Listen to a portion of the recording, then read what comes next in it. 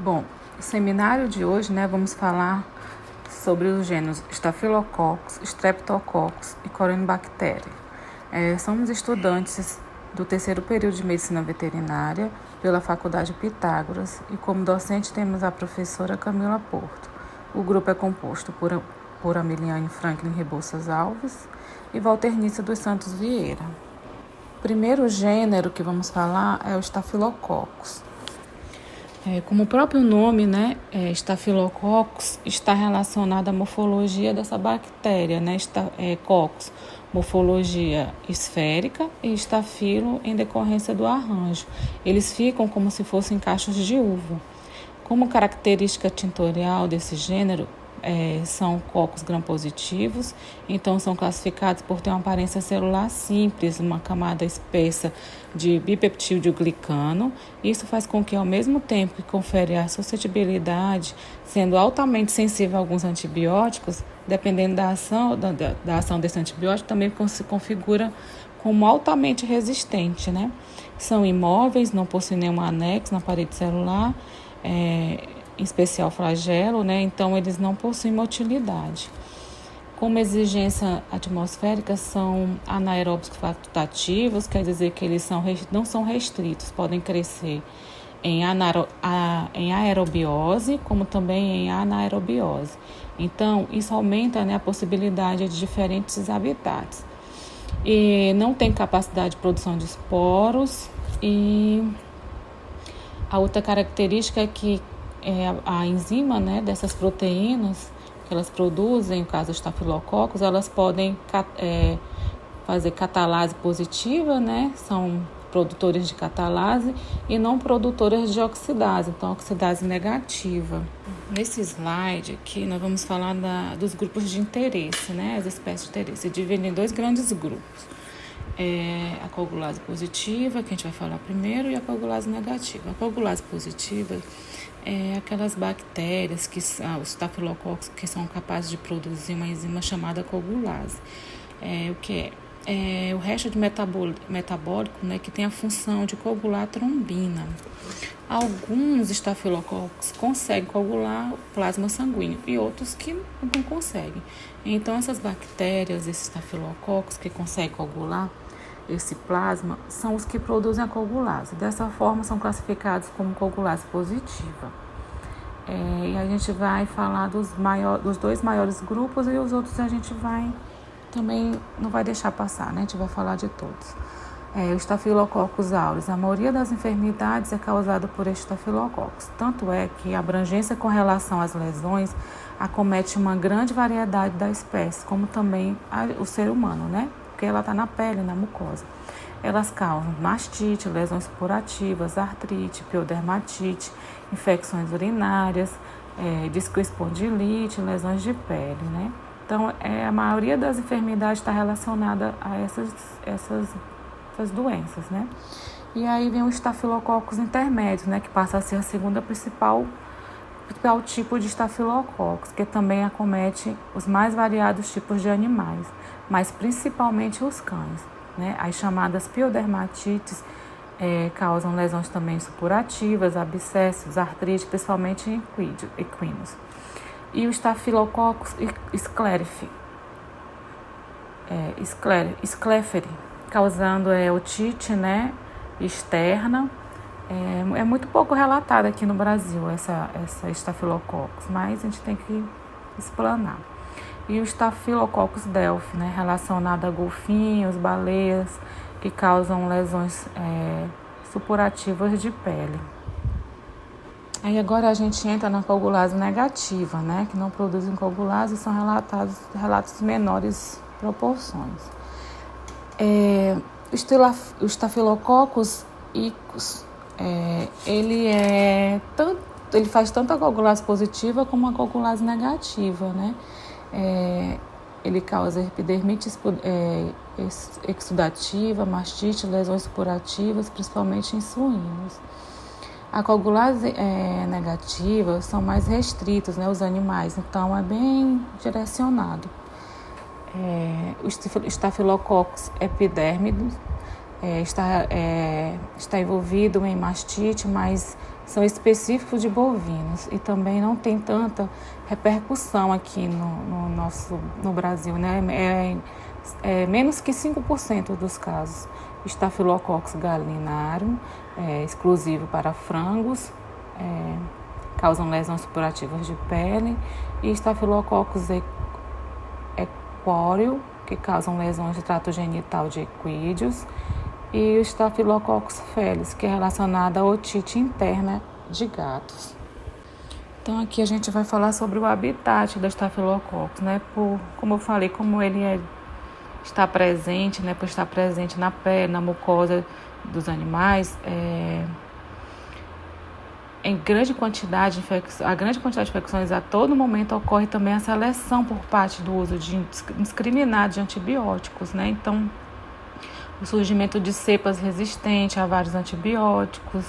Então, hoje, se for pegar na medicina veterinária, principalmente a área bovina de cultura leiteira e na suinocultura, os estafilococcos hoje são considerados o grande desafio, né, na pecuária leiteira, em decorrência deles causar inflamação da glândula mamária, né, a mastite. Então, o estafilococcus e o streptococcus são os dois principais agentes que causam a perda produtiva muito grande. Então, o uso indiscriminado de antibióticos, essas medicações, está causando um problema na pecuária. Então, a gente tem que tomar cuidado nessa parte aqui de medicamento. E a diferenciação por características coloniais, né? Corynebacterium bovis é uma bactéria lipofílica, que ela forma placas inoculadas como uma amostra do leite bovino, produz colônias pequenas, brancas, secas e não hemolíticas. E Corynebacterium pseudotuberculose, né? Tem colônias pequenas, esbranquiçadas, rodeadas por zonas estreitas de hemólise completa, que pode não ser evidente por até 72 horas. Após vários dias, as colônias tornam-se secas, friáveis e de cor creme. E a Corynebacterium kitschuri produz colônias esbranquiçadas ionalmente isoladas, são hemolíticas, né? A gente consegue identificar as bactérias por colônias, assim, o Staphylococcus aureus, por exemplo, e o intermédio, né? A diferenciação das colônias pela coloração, né? A coloração do aureus é dourada, amarelada, cor de creme, né? Então a gente começa a fazer a diferenciação por aí. A gente fez uma coleta, né? Então leva para o laboratório e a gente consegue ver essas colônias formando. A patogenia, né? Observar também os fatores de virulência, né? Tem maior capacidade de causar dano, né, de uma espécie. São os danos que uma bactéria causa no animal,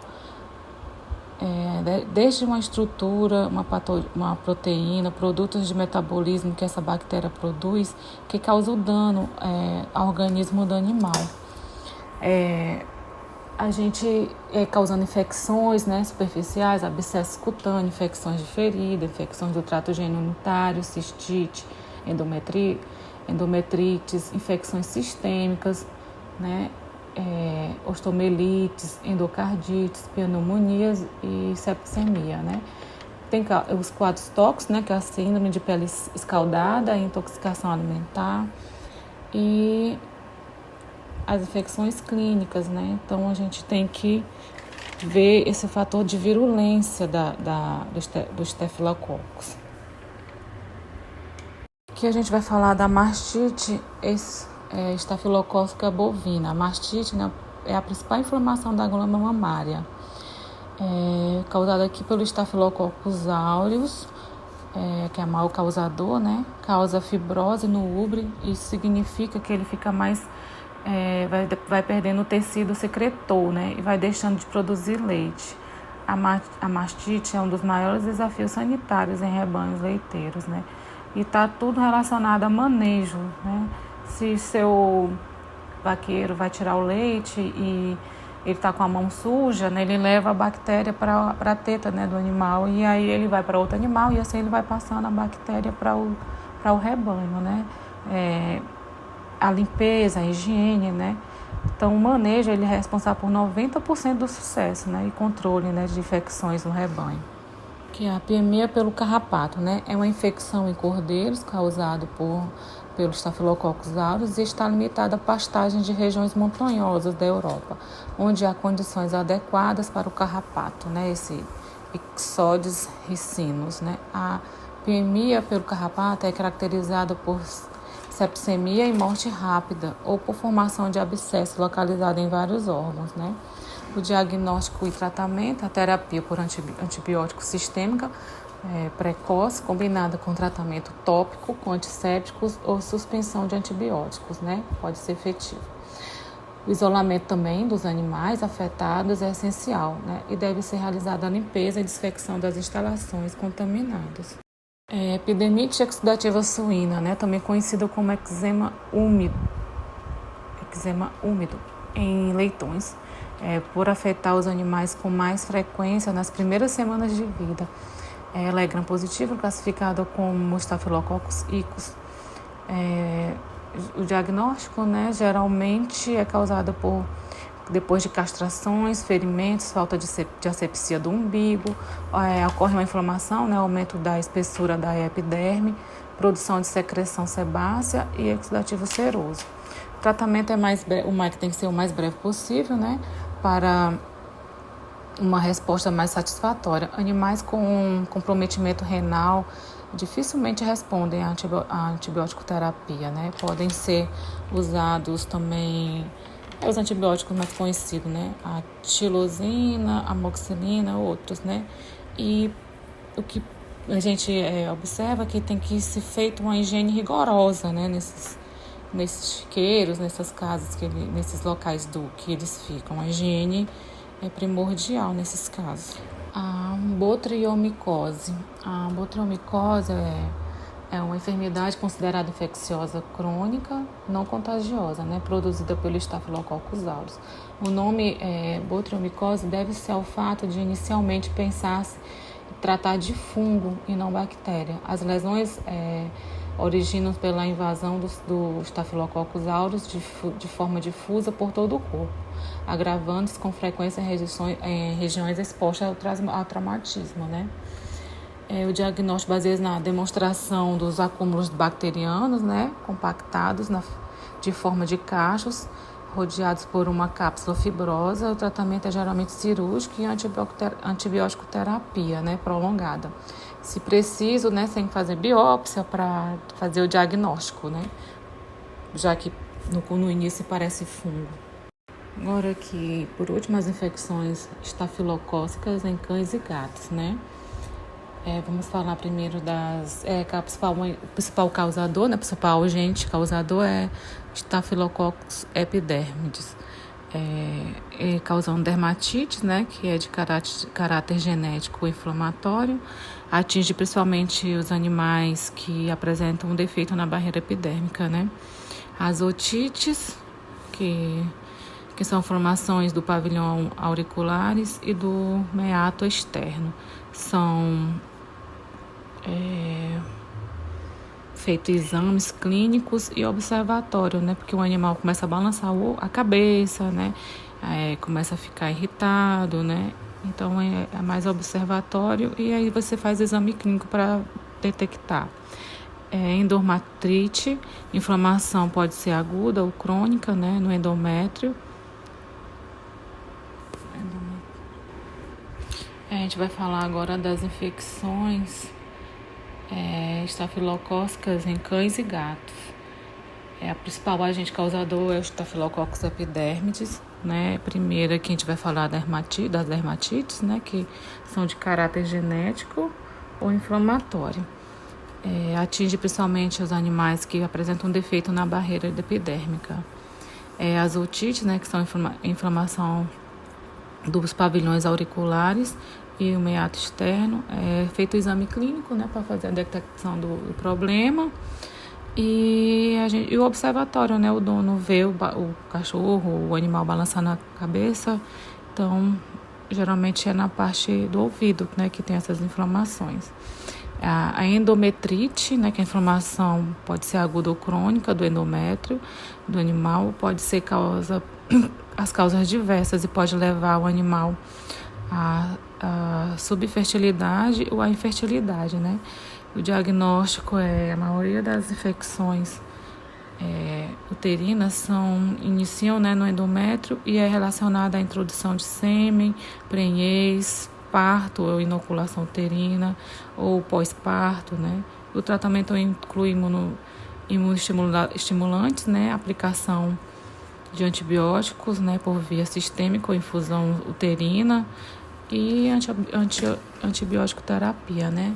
As cistites, que é uma inflamação da bexiga, né, que causa muita dor e pode ter diversas causas, né? Sintomas dor, vontade de urinar o tempo inteiro, urina escura, turva, com presença de sangue ou com cheiro estranho, né? O animal fica fraco e irritado.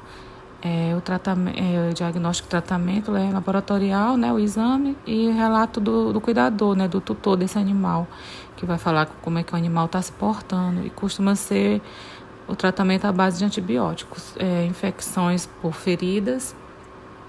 A principal causa de feridas costuma ser por mordeduras, né, de outros animais, traumas, picadas de inseto, lambedura de inseto ou doenças sistêmicas, como, por exemplo, a leishmaniose, né?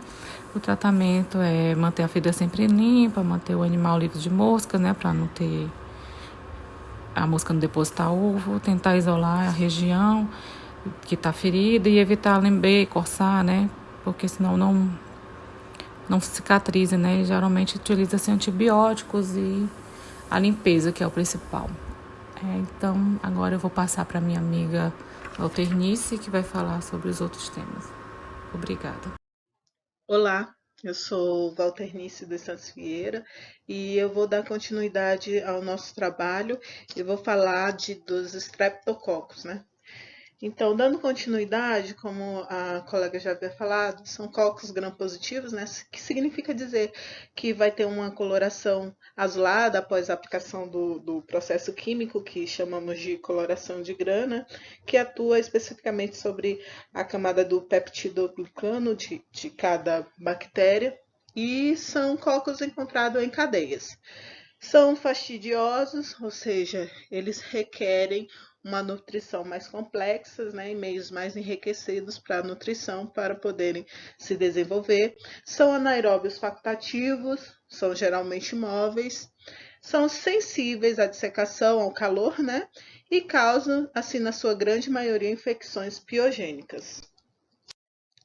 Então, os estreptococcus, né, como a gente já havia falado, formam um grupo de bactérias que podem infectar muitas espécies de animais, inclusive o próprio ser humano, né, causando infecções supurativas como mastite, metrite, poliartrite, meningite. Na maioria dos grandes casos, infecções aí que realmente trazem um malefício imenso ao indivíduo portador, podendo levar até a morte. Nesse grupo estão incluídos gêneros Streptococcus, Enterococcus e Peptostreptococcus, né? Muitas espécies patogênicas pertencem ao gênero Streptococcus. As espécies do gênero Streptococcus são bactérias fastidiosas e requerem adição de sangue ou soro no meio de cultura. Como eu falei lá no início, né? São bactérias que têm uma nutrição um pouco mais complexa que a maioria. Existem gêneros bem importantes, como o Streptococcus pneumoniae, que é o pneumococo, né, que é causador de pneumonia em humanos, porcos da Índia e ratos. As espécies dos gêneros Enterococcus, por exemplo, são Streptococcus entéricos, ou seja, né, que são encontrados no trato intestinal dos animais e do próprio ser humano. E são, na sua grande maioria, patógenos oportunistas, precisam de outros tipos de infecções para poderem realmente se disseminar no organismo. Os streptococcus têm distribuição mundial, são sensíveis ao calor, sobrevivem somente por curto período fora do hospedeiro. Os enterococcus são patógenos oportunistas, como eu já havia falado. Aqui, só para ilustrar um pouco do que a gente vinha falando a respeito das infecções, das mastites, dos abscessos, abscessos purulentos, piogênicos, ou seja, com a presença realmente de pus e destruindo o tecido onde está acometido, e estão associados à formação de outras condições supurativas e, em último caso, a septicemia, né, que seria a infecção generalizada do corpo do indivíduo. Então, vamos falar agora a respeito do garrotilho, que também é conhecido como adenite equina, que é causada pelo Streptococcus epi. É uma doença febril altamente contagiosa que ocorre nos equinos, né, no cavalo. Envolve o trato respiratório superior, com abscesso nos linfonodos regionais, principalmente aí nos linfonodos da parte cervical e da parte craniana. Surtos da doença ocorrem com maior frequência aqui no jovem, apesar de que ela pode ocorrer em qualquer período da vida do equídeo, quando ele não está imune, ele acomete com maior frequência os equinos em idade jovem. Agrupamentos de equino para venda, para apresentações, para corridas, né? Grandes eventos que tragam presença desses animais aglomerados aumentam o risco de infecção, tanto pelos fômites quanto realmente pelo contato direto das secreções, né? A transmissão ocorre por meio do exudado purulento, do trato respiratório superior ou das descargas de abscesso, da drenagem dos abscessos, como eu havia falado. Os sinais clínicos seria que o período de incubação do Streptococcus é de 3 a 6 dias, ou seja, é uma doença aguda, né, bem rápida. O curso da doença sem complicações é de 5 a 10 dias, então, como eu falei, é aguda, rápido, ela aparece sintomas, e também rápida, se for tratada adequadamente ou combatida pelo próprio organismo, ela também é debelada rapidamente. O animal vai apresentar febre alta, depressão, anorexia, seguida de descarga óculo-nasal, que se torna purulenta. Os linfonodos da cabeça e do pescoço ficam inchados e doloridos, ocorrem piemas da bolsa guturais, que é um achado comum, né? Que bolsa gutural, na verdade, são divertículos, né, da tuba auditiva, e que é uma estrutura existente unicamente nos cavalos. Ela é uma bolsa onde tem uma capacidade de 300 a 500 ml, situada na base do crânio, entre a base do crânio e o atlas, dorsalmente, né, da primeira vértebra ali, e faringe e esôfago ventralmente, coberta ali pela glândula parótida. A morbidade dessa doença do garrotilho pode chegar a 100%, ou seja, se o indivíduo for infectado pela bactéria, ele vai ser acometido dos sinais e sintomas, aliás, só sinais, né? E a taxa de mortalidade é baixa, geralmente inferior a 5%. Continuando, para o diagnóstico, os sinais clínicos e a história da exposição recente de animais suspeitos, como a gente viu lá, o período de incubação de 3 a 5 dias, pode permitir realmente um diagnóstico do garrotilho. O Streptococcus equi deve ser diferenciado dos outros Streptococcus do grupo de C, de Lancefield, principalmente do Streptococcus equisimilis e do Streptococcus oepidemicus, que é feita pela fermentação de açúcar em água peptonada, contendo soro, e também, se for possível, por outros testes bioquímicos confirmatórios, como, por exemplo, o ELISA. Portadores assintomáticos podem ser detectados usando o PCR.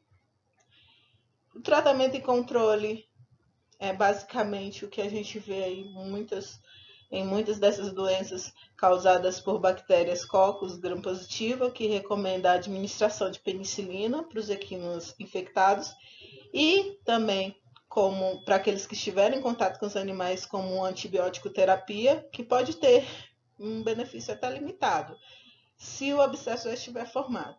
Os animais clinicamente suspeitos devem ser isolados, na sua grande maioria das zoonoses e das infecções causadas por bactérias. É imprescindível o isolamento desse indivíduo contaminado. Os equídeos devem ser isolados por 10 dias quando estiverem sendo introduzidos em sua propriedade ou retornando para a própria propriedade. Ou seja, foi para um evento, antes de colocar em contato, interessante seria que ele tivesse esse período de isolamento de 10 dias e ao retornar para a propriedade de origem, era também interessante que ele ficasse nesse período de quarentena aí de 10 dias, para verificar, porque como a gente sabe que é uma doença de sinais agudos, em 10 dias ele pode vir a demonstrar algum desses sinais. Foi tentada uma vacina inativada, bacteriana, que foi disponibilizada em alguns países, porém tem uma eficácia questionável. Após o surto da doença, construções, equipamentos devem ser limpos e desinfectados, ou seja, os fômites, né, tudo que foi utilizado pelo animal, ele deve ser realmente desinfectado antes de ser utilizado em outros animais ou no próprio animal, porque pode conter ali, como a gente falou, apesar de que eles passam pouco tempo quando fora do hospedeiro, mas como é uma doença aguda, ela pode transmitir através dos fômites. Aqui a gente tem algumas fotografias mostrando sinais da, da adenosite, né, de equinos, o garrotilho. Podemos observar nessa primeira foto a projeção da cabeça do cavalo, tanto para respirar quanto para se alimentar, por causa da infecção, da inflamação nos nódulos cervicais, como a gente vê nessa foto mais ampliada, um edema já se formando com um abscesso já bem considerável. Nas duas menores figuras aqui, a gente tem um exudado purulento saindo da narina do cavalo e os abscessos aqui na região craniana também do cavalo, demonstrando sinais do garrotilho. Continuando então pelas infecções causadas por Streptococcus, nós temos aqui a infecção causada por Streptococcus suis, que, como o próprio nome já é um pouco sugestivo, ele nos induz a pensar na questão das infecções causadas por Streptococcus em suínos. Porém, esse gênero de Streptococcus ele não acomete somente os suínos, como a gente vai ver um pouquinho mais à frente. Ele é conhecido mundialmente como causa de perdas significativas na indústria suínos, porque o grande acometimento dele e a grande dificuldade de se trabalhar a erradicação desse tipo de bactéria é por conta da associação das doenças que ele traz, como meningite, artrite, septicemia, broncopneumonia em suíno de todas as idades e além de casos esporádicos de endocardite, morte neonatal e aborto, né? Então, pelo que a gente pode ver, ele realmente acomete vários tipos de sistemas do indivíduo, tanto do nervoso, quanto do locomotor, quanto do respiratório e até mesmo cardíaco, né? E levando a septicemia, que seria a infecção generalizada. Esse sorotipo está associado à meningite tanto em suíno como no homem. Como a gente falou, não acomete somente os suínos, né? Como sinais clínicos e epidemiologia, é interessante citar que os suínos portadores assintomáticos, eles abrigam o Streptococcus suis no seu tecido tonsilar, e aí principalmente nas amígdalas e nas tonsilas palatinas.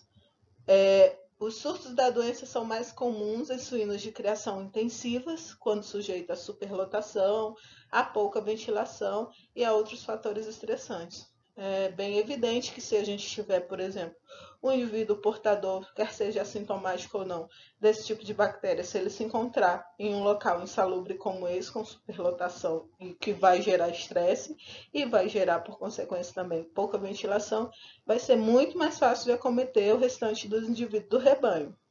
Porcas portadoras do micro-organismo podem infectar sua ninhada, levando à morte neonatal ou animais portadores nos quais os sinais clínicos desenvolvem-se mais tardiamente na vida.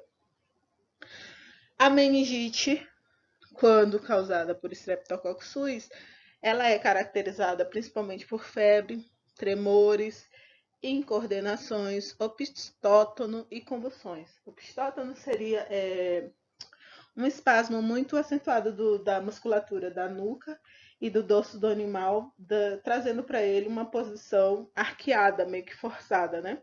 Com esses espasmos.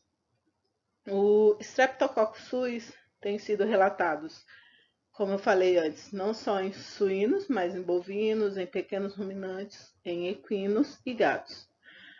A penicilina profilática de ação prolongada, administrada por injeções em porcas uma semana antes do parto, e em leitões durante as 2 primeiras semanas de vida, tiveram uma comprovada eficácia em rebanhos onde ocorria morte neonatal ou meningite ao desmame causada pela infecção do Streptococcus suis. Aqui nós temos algumas ilustrações. Na primeira imagem nós temos os porquinhos aí meio que, como que a gente pode dizer, realmente acometidos pela doença, né, que contaminados, e aí eles se tornam como se estivessem em prostração, né. No segundo aqui a gente tem a presença do Streptococcus suis, ilustrando como se fosse uma septicemia disseminada, a infecção. E aqui no pós-mortem a gente tem na necropsia a presença de exudado purulento, tanto na questão dos trato respiratório quanto no abdominal, por conta da própria infecção da evolução na doença, né, na parte sistêmica do animal. Passamos agora para a mastite streptocócica bovina, que é causada pelo Streptococcus agalactiae, que coloniza ductos galactóforos e produz infecção persistente com período de mastite aguda.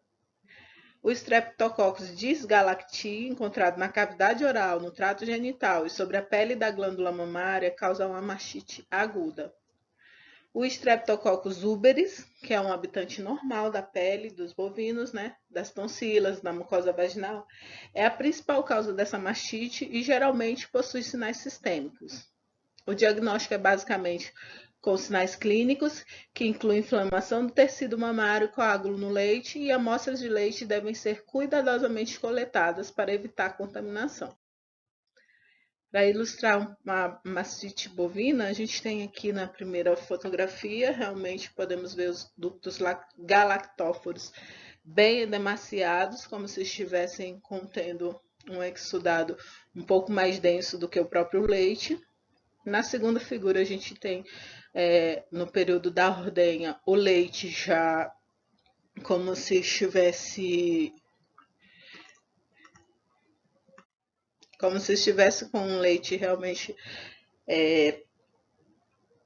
o leite estivesse coagulado, né? E em seguida a gente tem aqui os úberes da vaca com alguns abscessos e feridas por conta da presença e da colonização dessa bactéria no tecido da própria glândula mamária, né, causando mastite. E aqui na última, a gente tem sinais, além de sinais piogênicos e de sinal da mastite aguda, a gente tem coágulos de sangue e coágulos do próprio leite na retirada. Em seguida, agora nós passamos a ver um pouco mais a respeito do gênero Corynebacterium.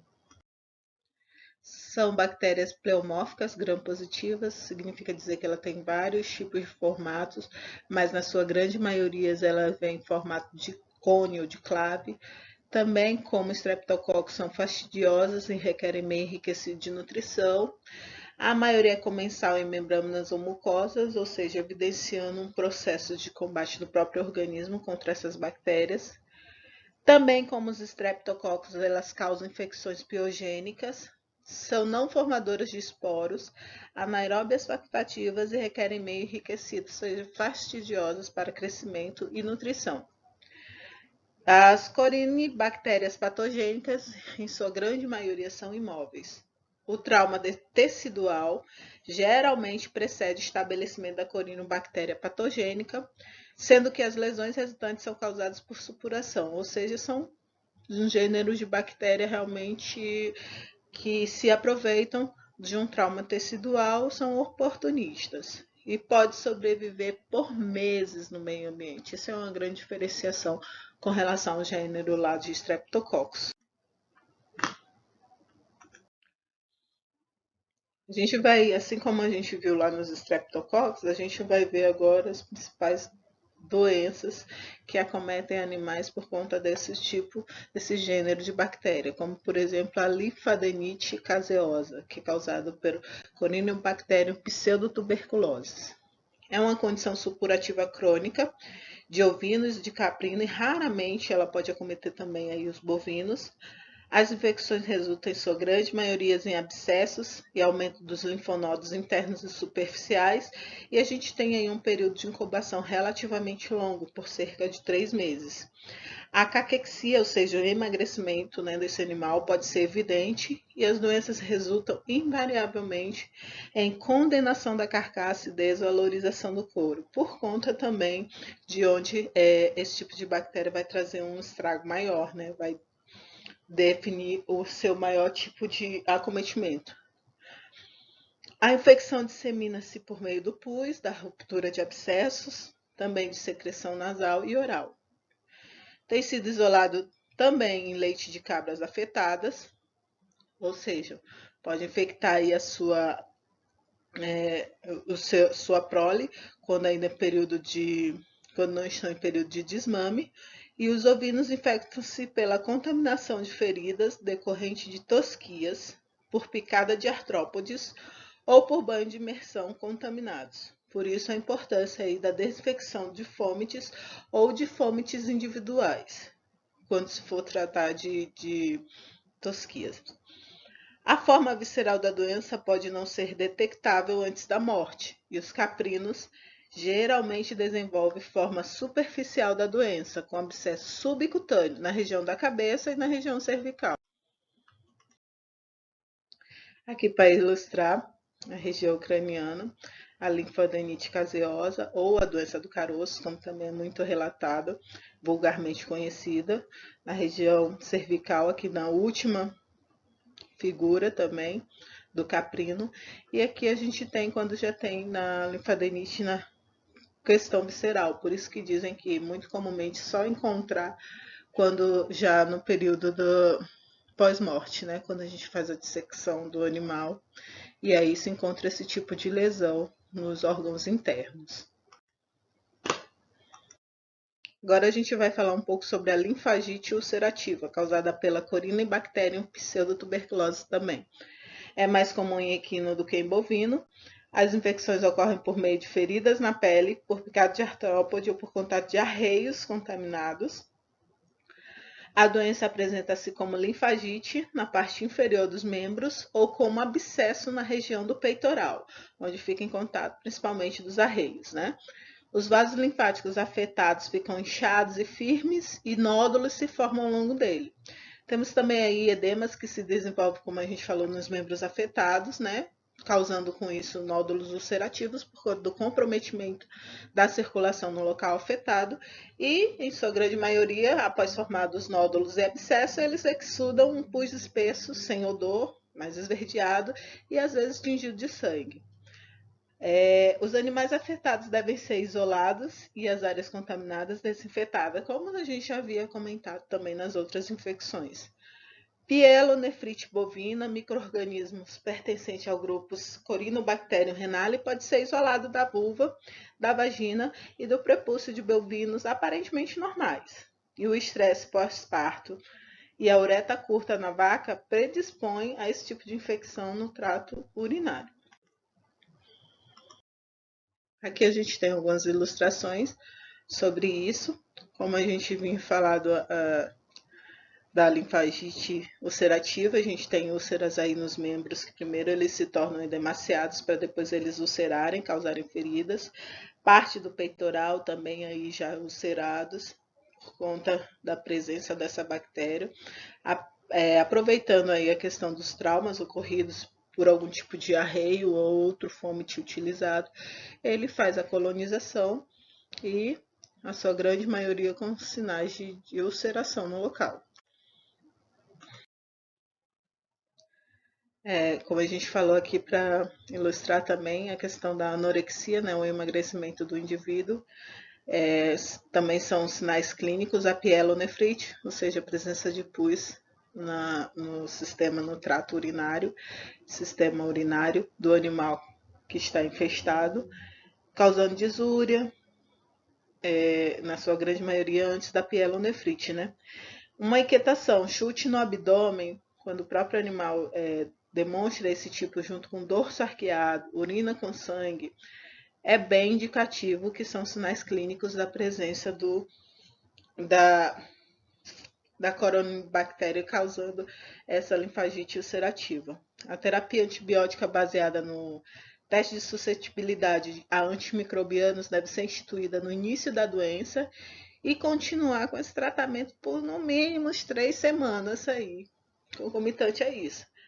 Como a penicilina, ele é um tipo de antibiótico, né, que é excretado também através da urina, normalmente esse tratamento é eficaz para os animais que são acometidos aí do trato urinário.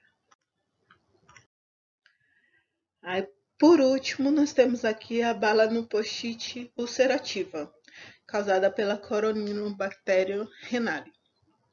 É muito comum em ovinos da raça merino e em caprinos da raça angorá, caracterizada principalmente por ulceração ao redor do orifício prepucial, ou seja, do pênis. É por isso que ela também é conhecida como doença da podridão do pênis, porque ela desenvolve uma crosta de cor marrom sobre as lesões. As lesões também ocorrem às vezes na vulva de ovelhas. Ovinos castrados são mais frequentemente afetados do que os carneiros, por conta de uma resposta realmente do sistema contra esse tipo de trauma, do sistema do hospedeiro contra esse tipo de trauma, que causa a colonização por essa bactéria, e uma cobertura abundante de lã ou presença de pelos ao redor do prepúcio predispõe a essa infecção. Caso não tratados, podem progredir para a oclusão total do orifício prepucial. Aqui nós temos algumas ilustrações, prostração por dor, ali na primeira figura, né? E a questão da lesão prepucial aí no pênis do ovino, do caprino, e por muitas vezes também pode ocorrer nas vulvas. Bom, nosso trabalho era especificamente sobre esses gêneros e agradecemos pela atenção